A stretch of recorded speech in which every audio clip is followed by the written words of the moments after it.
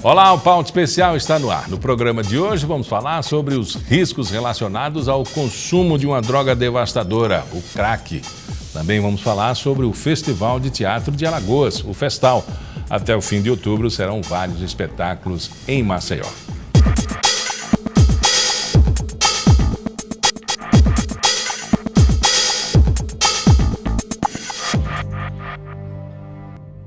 Apesar de ser considerado por muitos como uma droga de rua, por ser barata e ser bastante consumido por pessoas em situação de rua e de miséria, o crack atinge todas as camadas da sociedade, independente de cor, sexo, idade ou status social.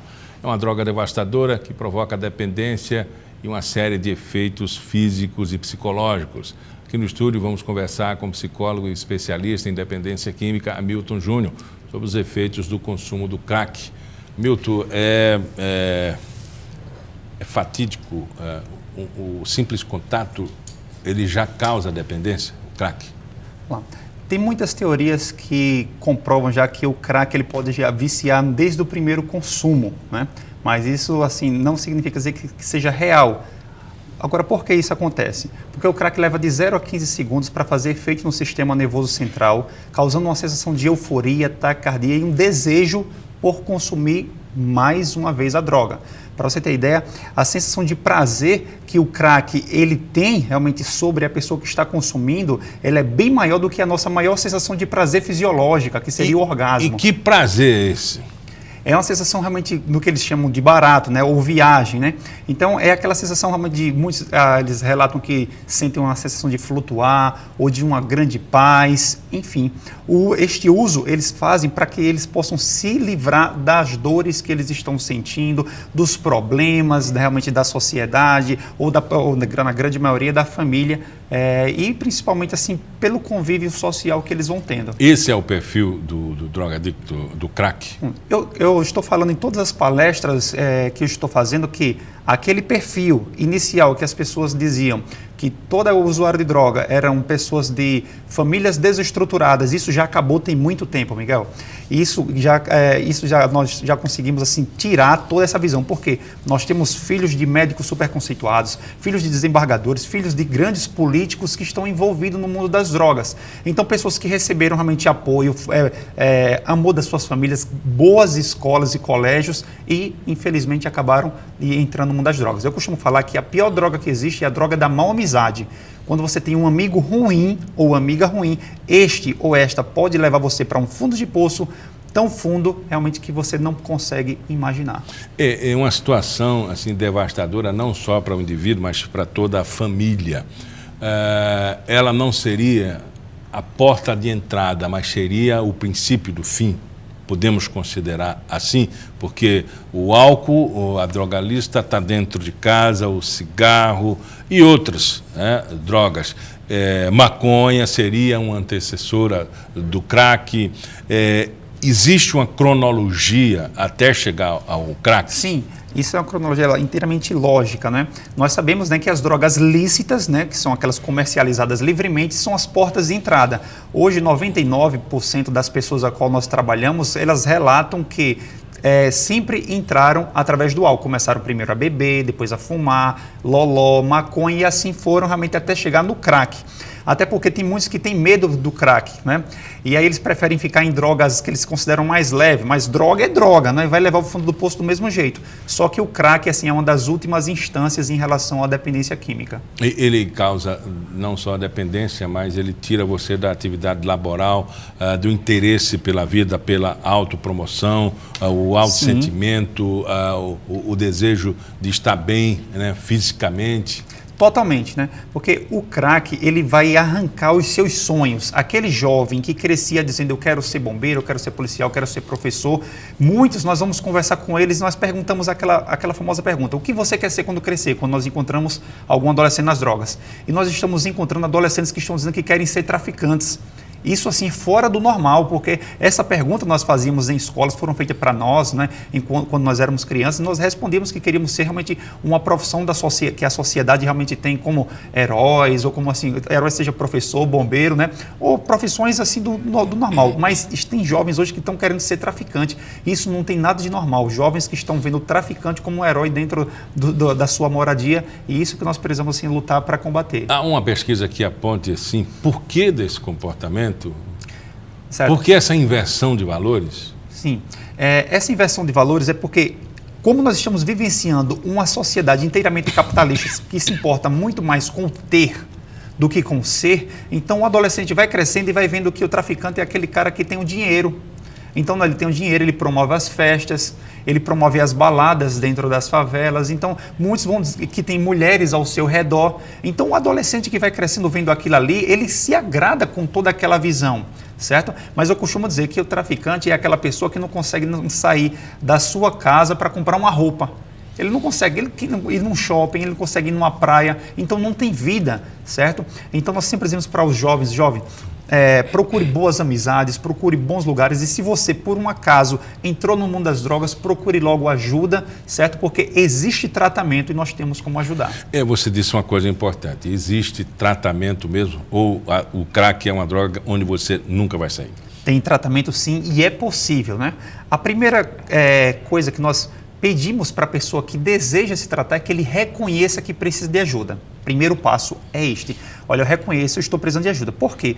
O drogadito, que é um usuário específico do crack, ele começa primeiro a se roubar. Ele começa a tirar troca suas próprias coisas. Quando ele se vê descoberto, ele começa assim, e não tem mais muita coisa realmente ao que tirar seu próprio, ele começa a tirar as coisas de casa e, em última instância, ele vai começar a pegar as coisas da rua, certo?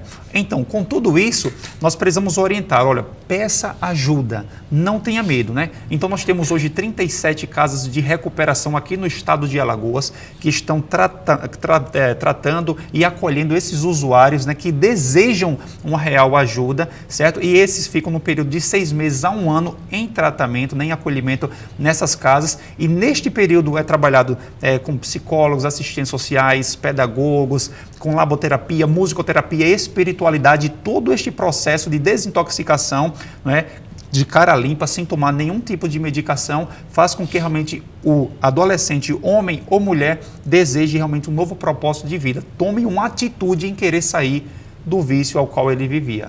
Você disse uma coisa importante, que é preciso ele querer. É importantíssimo. Até ele decidir, durante o vício, de que maneira uma pessoa que está entregue ao crack tem poder de decisão. Essa decisão, ela é para a vida toda ou ele tem recaídas? Certo. Eu costumo associar a dependência química, que é uma doença, a diabetes.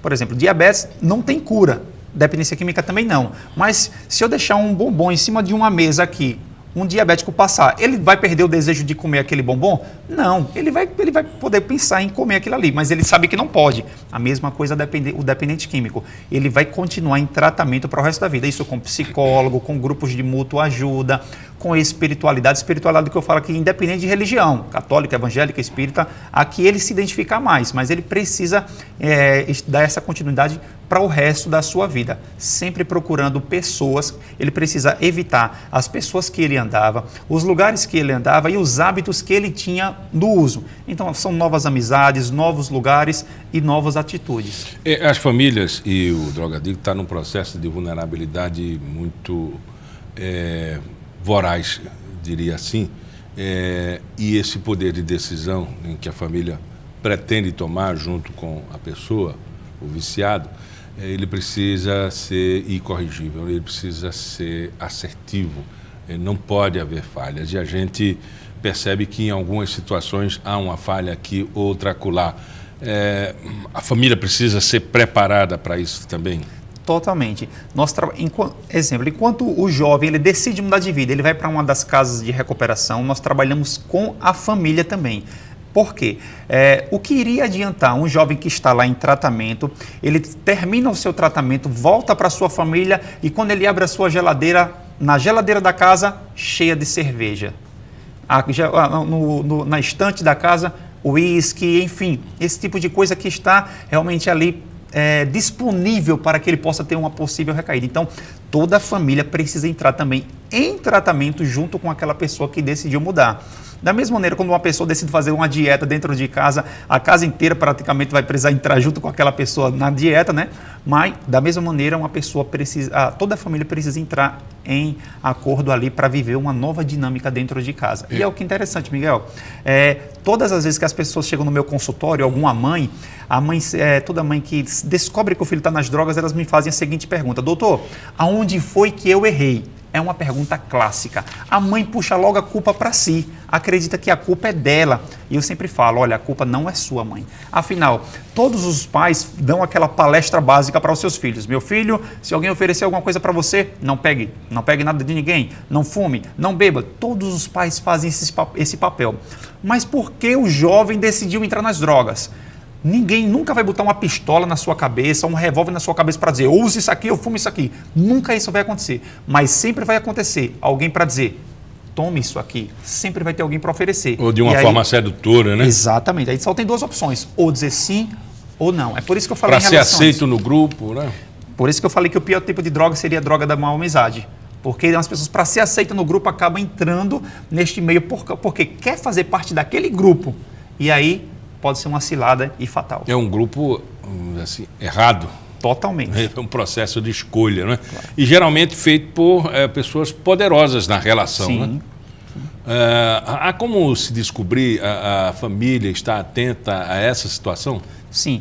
O que é importante para a família saber se o filho pode ou não estar nas drogas? Prestem atenção principalmente nas mudanças de comportamento. Você que tinha um filho que era extremamente educado, correto, tranquilo, estudioso, e aí ele começou realmente a ficar desatencioso, ignorante, chato, certo? Começou realmente a reclamar de tudo.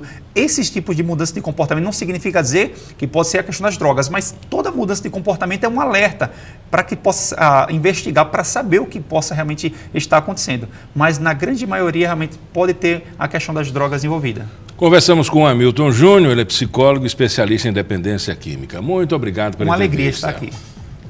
No próximo bloco, o assunto é cultura. Vamos falar sobre o Festal, o Festival de Teatro de Alagoas. O pauta especial volta já.